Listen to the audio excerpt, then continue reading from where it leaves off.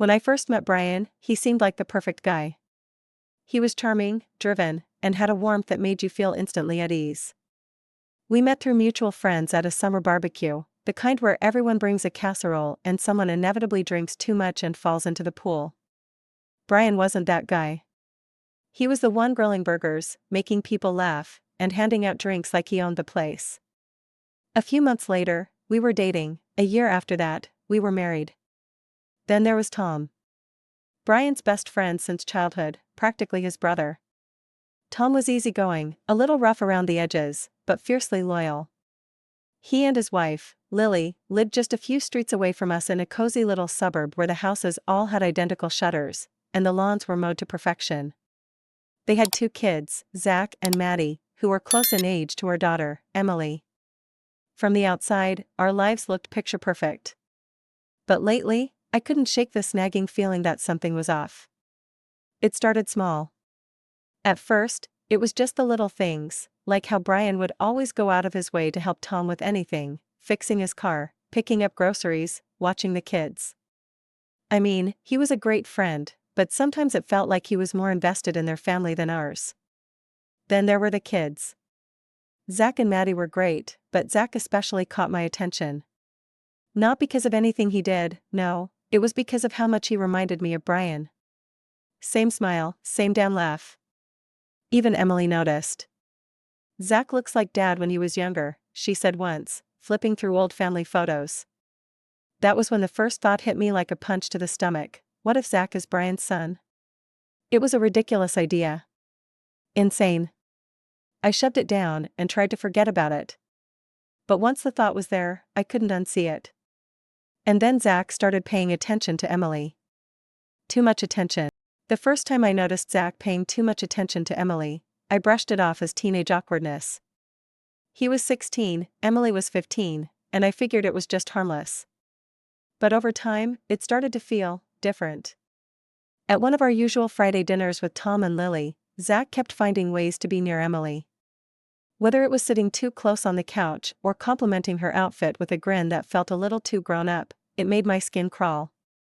Emily didn't seem to notice, she laughed it off, oblivious, as teenage girls often are. The rest of us were gathered around the dining table, and that's when I noticed something else. Brian and Lily were locked in conversation. Nothing unusual about that, they'd always been friendly. But there was an intensity to their exchange, like they were having a private conversation in the middle of a crowded room. Their voices were low, their heads tilted slightly toward each other, and when Lily laughed at something Brian said, she touched his arm. A tiny, fleeting gesture. Innocent, right? Except it didn't feel innocent. Later that night, I couldn't help myself.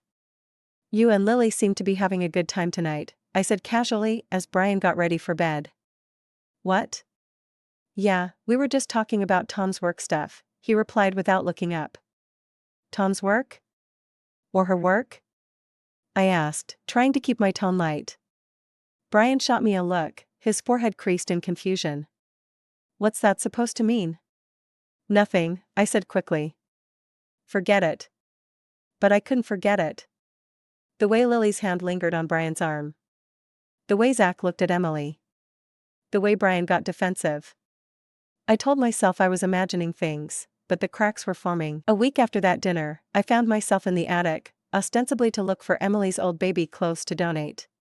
But in reality, I was looking for something else, though I couldn't admit it even to myself.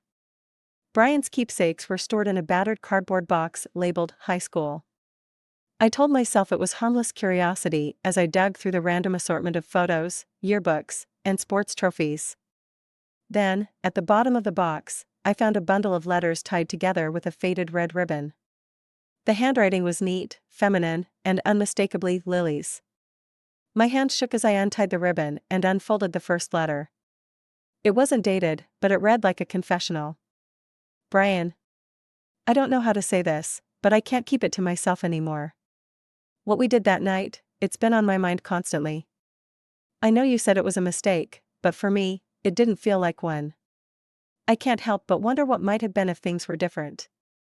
Please don't hate me for saying this. Always. Lily." I felt like I'd been slapped. My heart raced as I skimmed through the other letters. Most were vague and full of half-written thoughts, but they all hinted at the same thing. Something had happened between Brian and Lily, something they had tried to bury. I wanted to march downstairs and confront Brian right then, but what would I even say? I couldn't accuse him of fathering Zach or Maddie based on a stack of old letters. But now, my suspicions had teeth, and they were sinking in deep. That night, I barely slept.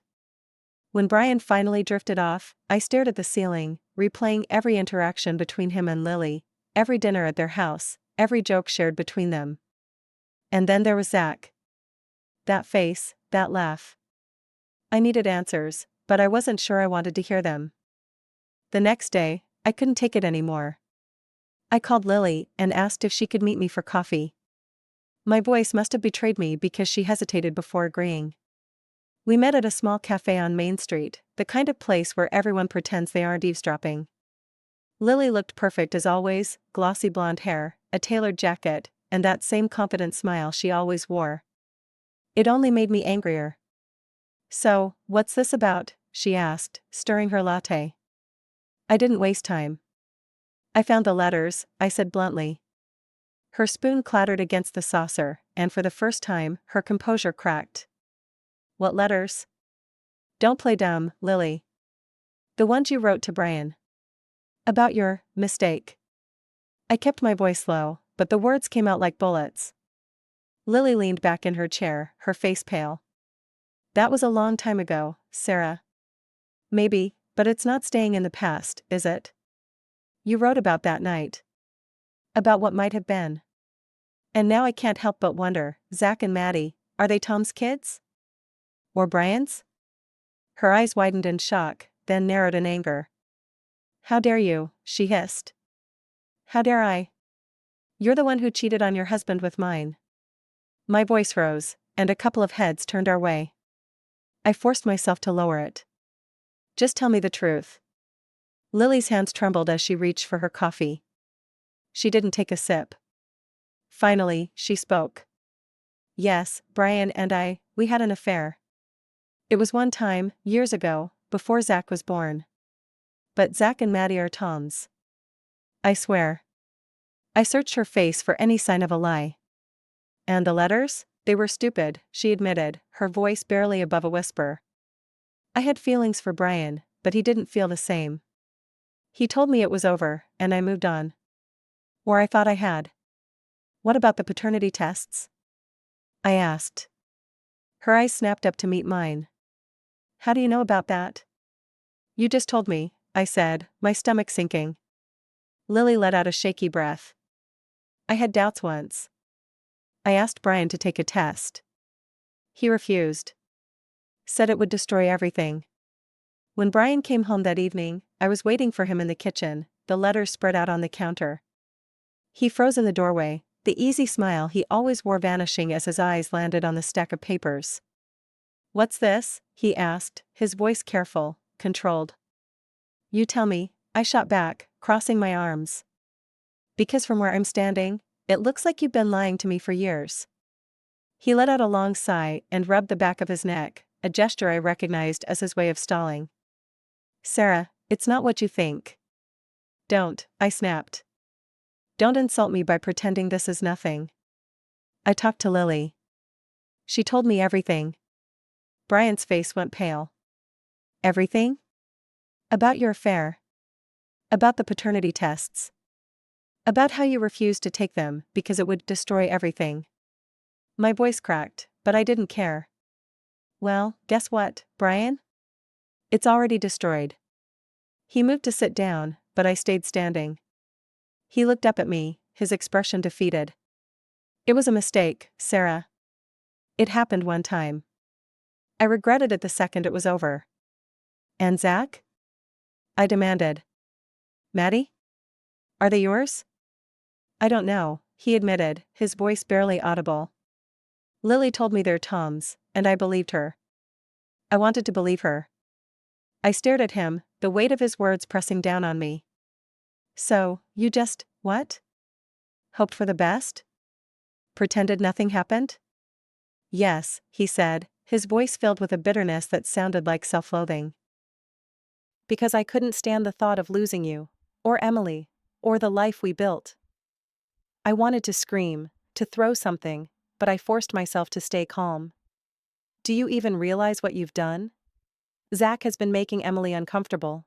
He's crossing lines, Brian, and I don't even know how to handle it because he might be your son. Brian's head snapped up. What do you mean he's crossing lines? He's been too friendly, too close. I don't trust him around her, and I don't trust you either, I said, my voice shaking with anger. Brian's face hardened. I'll talk to him. I'll make sure he stays away from Emily. I laughed bitterly. That's not enough. This family is falling apart because of your lies, and you think you can fix it with a conversation? I'll do whatever it takes, he said desperately. Just don't leave me, Sarah. Please. Over the next few days, everything felt like it was unraveling. Brian tried to fix things in his usual way, overcompensating with attention, offering to do more around the house, and even insisting we spend a weekend away as a family. But the damage was already done. Zach, meanwhile, continued to make Emily uncomfortable. It wasn't overt enough to confront directly, but it was there in the way he hovered, in the comments he made about her looks, and in the way Emily seemed quieter after spending time with him. I couldn't let it continue. One evening, after Emily had gone to bed, I knocked on Brian's office door. He looked up from his laptop, hope flashing in his eyes. We need to talk, I said, stepping inside. About what? He asked cautiously. About everything, I replied, sitting across from him. About the affair. About Zach. About us. Brian leaned back in his chair, running a hand through his hair. I've told you everything, Sarah. I'm trying to make this right. But you can't, Brian. This isn't something you can fix with promises or a weekend getaway. I paused, searching for the right words. You lied to me. For years. And now, because of your choices, Emily isn't safe in her own home. His face crumpled. I'll do whatever it takes to keep her safe.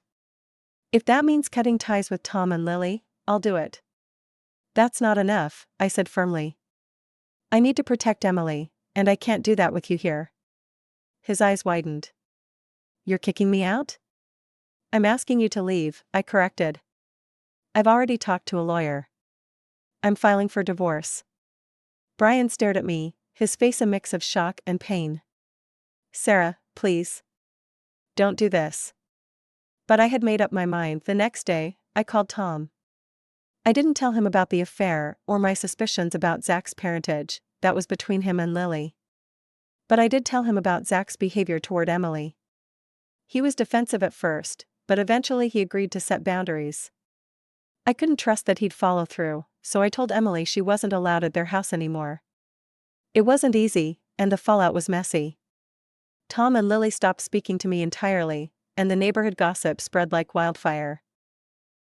But for the first time in weeks, I felt like I could breathe again. Brian moved out the following weekend. Watching him drive away was bittersweet. Part of me still loved the man I had married, but I couldn't forgive the one who had betrayed me. As for Emily, I told her only what she needed to know, that her dad and I were separating because of issues between us, and that it had nothing to do with her. She cried, of course, but in time, I hoped she would see it was for the best. Starting over wasn't easy, but it was necessary. Lies have a way of rotting everything they touch, and I wasn't going to let them destroy what was left of my family.